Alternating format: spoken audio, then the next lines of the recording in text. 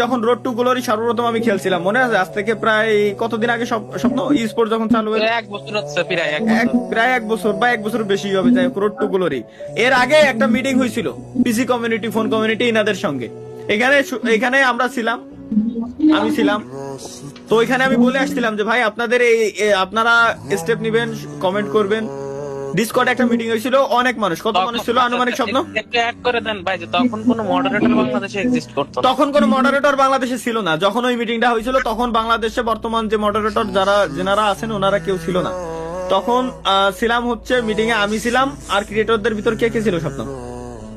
Maximum ক্রিয়েটরই ছিল বলা যায়, অনেকেই ছিল, অনেকেই ছিল, অনেক ক্রিয়েটর। তারপরে ফাইট টু কিল, যারা গেমিং, অনেক। ভাই কথা হলো ভাই, যেখানে ক্রিয়েটররা যে যাই বলছে ভাই, এরপরেও ভাই কমিউনিটিতে একদম মানে নষ্ট না না করে চলে না না, গেছে। আমি বলি, আমি আমি তো বলি ভাই, কনসোলে এর পিসিতে খেলতাম ভাই। হ্যাঁ। একটু বলি ভাই, বলে শেষ করি। হুম। লাইক ভাই, আমি যখন এই যে খেলতাম ভাই, শুরুতে তো এটা একটা ইমোশন ছিল, বুঝছেন? হুম। এটা প্রায় সবারই, যারা মন দিয়ে খেলতো সবারই ইমোশন টাইপ ছিল। বাট পিসিতে খেলার মধ্যে কমিউনিটিটা আস্তে আস্তে এমন হয়েছে যে পিসি দিয়ে খেললেই ফেয়ার খেললাম, একটা ম্যাচ ভালো খেললাম, 1v4 করলাম, সেক্ষেত্রে বইলা দিছে আমি প্যানেল ইউজার।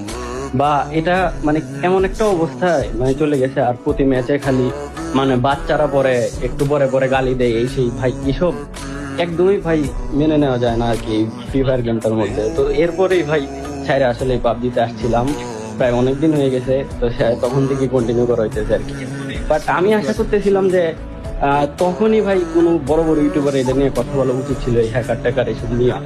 বা প্যানেল এত অ্যাভেলেবল হয়ে গেছে, লাইক পাবজিতে কিন্তু এসব হ্যাক এত অ্যাভেলেবল না, আপনি একটু লক্ষ্য করলে দেখতে পারবেন। ভাই জানি ভাই, জানি ব্যান করে দেয়। পাবজি ইমুলেটরে তো হ্যাক নিয়ে গেমেই ঢুকা যায় না, গেমেই ঢুকা ডাইরেক্ট ব্যান করে দেয়, পুরো পিসি স্ক্যান নিয়ে এরপরে ঢুকে। এনিওয়ে যাই হোক, তখন মিটিং হয়েছিল, একটা মিটিং এ সবাই আমি কথা দিয়ে আসছিলাম আপনারা স্টেপ নেন, স্টেপ নেওয়ার পরে যদি আপনারা না পারেন তো সেই ক্ষেত্রে আমি পার্টনার প্রোগ্রাম সাইডে দেবো, আমি পারলে নিজে ফ্রি ফায়ার সাইডে দেবো। আমি তখন এই যে আজকেই আমি কথাটা লিক করলাম, আমি তখন তাদেরকে বলে আসছিলাম, তারা তাদের মতো চলে গেছে, আমি ঠিকই আমার কথা রাখছি। সেসব ক্রিয়েটররাও কিন্তু ভাই আপনি যে এটা বলছেন ভাই, আসলে যাই হোক ভাই, বাদ বাদ বাদ।